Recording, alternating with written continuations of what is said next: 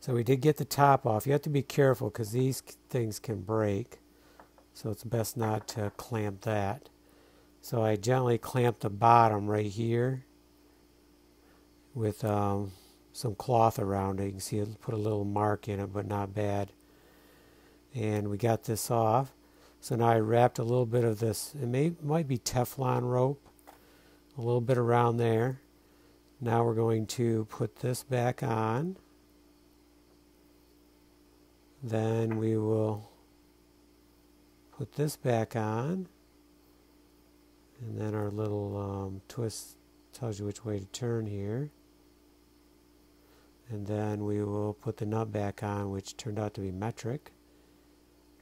And we'll tighten that down. And then we'll put our new piece on. I think this is going to work. It's a little small, but when we squeeze it down, it gets a little bit bigger, so we'll try that. And the main thing is that it takes that hole in there, or covers that hole. So if it does, we'll be good, and it will all work nice. I still know where my silicone grease is, but I'll look for that next, and we'll get this together.